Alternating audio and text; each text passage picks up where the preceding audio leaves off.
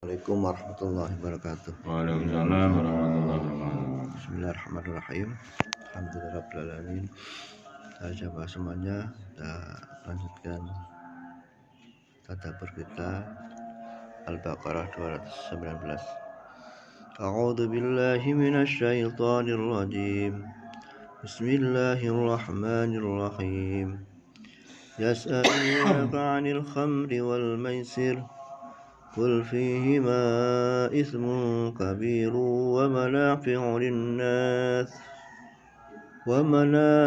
للناس وإثمهما أكبر من نفعهما ويسألونك ماذا ينفقون قل العفو كذلك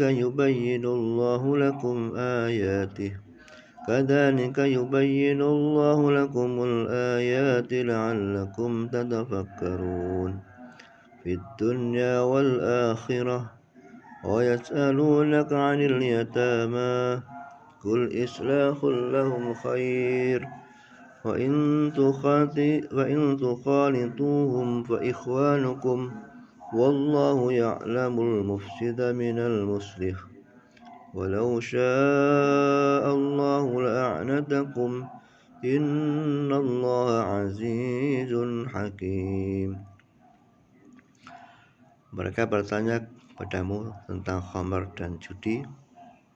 Katakanlah, pada keduanya terdapat dosa besar dan bermanfaat bagi manusia, tapi dosa keduanya lebih besar dari manfaatnya. Dan mereka bertanya padamu tentang apa yang mereka nafkahkan. Katakanlah, yang lebih dari keperluan. Demikian Allah menerangkan ayat-ayatnya kepadamu agar kamu berpikir. Jamaah semuanya, dirahmati Allah Ta'ala. Di awal perintah dilarangnya khamar dan judi ini memang bertahap, ya. Salah satu tahapannya Allah menerangkan manfaat dan mudaratnya. Jadi ada manfaat dan mudaratnya, tapi mudaratnya lebih besar daripada manfaatnya. Jadi menjelaskan tentang khamar. Selanjutnya mereka bertanya tentang yang dinafkahkan itu yang seperti apa.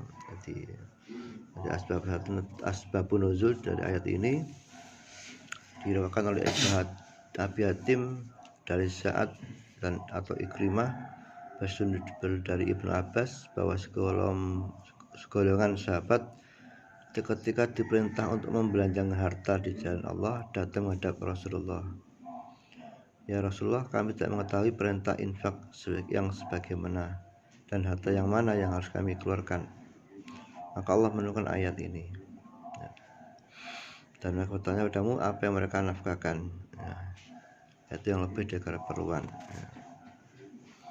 Jadi kalau dari sahabat bertanya apa yang dimenafkahkan, ya sing duwemu apa, nek lebihnya apa. Kalau kita masih ada kebutuhan lainnya, ya enggak kewajiban. Nanti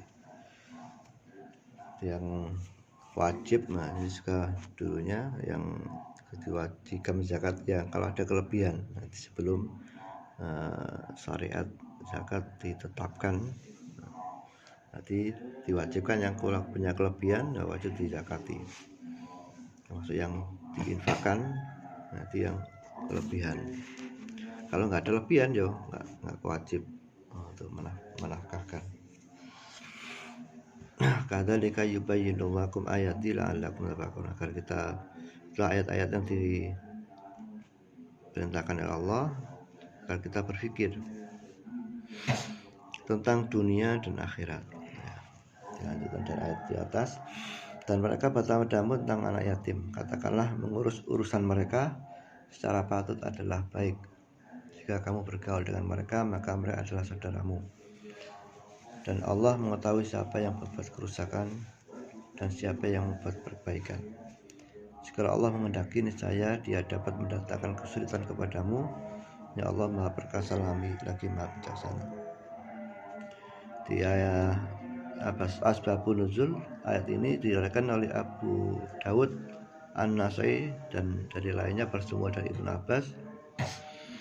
Ketika turun ayat ini, tentang harta ini. Sebenarnya orang-orang yang memakan harta anak yatim secara dolim hingga akhir ayat An-Nisa 10. Orang yang melihara anak yatim memisahkan makanan dan minumannya dari makanan dan minuman anak yatim. Begitu juga sisanya dibiarkan membusuk kalau tidak dihabiskan oleh anak-anak yatim itu. Hal tersebut memberatkan mereka. Lalu mereka menghadap Rasulullah untuk menceritakan hal itu. Maka turunlah ayat ini menggunakan dengan cara yang lebih baik. Ayat ini berkenaan dengan anak yatim. Jadi di zaman Nabi anak-anak yatim yang ada orang-orang yang merasa kesulitan kalau dia punya anak yatim, terus anak yatim meminta sesuatu makanan, terus makanan itu nggak bisa dihabiskan. Bagaimana menghabiskan ini, sehingga mereka mengadu pada Rasulullah. Bagaimana ini Rasulullah? Rasulullah bolehkan bagi yang memangku meramut anak yatim untuk menggunakan dengan semestinya, dimakan minum dengan semestinya, tidak dilos penggunaannya. Tapi itu sebuah amanah ya, jadi amanah saat kita punya anak yatim atau untuk menggunakan, kalau dia punya harta warisan dan lainnya, digunakan sepatutnya. Nah ini kadang tidak diperhatikan. Jadi saat kadang-kadang kan kita kalau ada yang meninggal, biasanya tidak dibagi dulu sebelum, kalau masih ada keduanya belum meninggal biasanya. Padahal saat ada yang salah satu meninggal, kalau sudah memang ada harta yang dibagikan, itu dibagikan segera, kalau situ ada hak-hak anak yatim. Ya insya Allah dari ayat ini yang bisa kita ambil hikmahnya, semuanya itu betul tahapan ya. Jadi tahapan masuk perintah zakat, perintah larangan khamar, itu Allah mengajarkan kita bertahap. Jadi nggak mungkin kita mengajak seseorang contohnya untuk merubah diri kita, merubah seorang, merubah masyarakat langsung 100% berubah. Ya, ada butuh tahapan. Ya alhamdulillah, alhamdulillah si gelem langgar, walaupun kadang bacaannya kurang pas ya, alhamdulillah si gelem ada cilik-cilik gelem pujian, walaupun kadang rame. Nah, ini sebagai tahapan. Nggak mungkin anak-anak, contoh kalau kita anak-anak yang langsung jadi anak-anak sing uapi ya. Nah, ada anak. Yang kedua ya tahapan tentang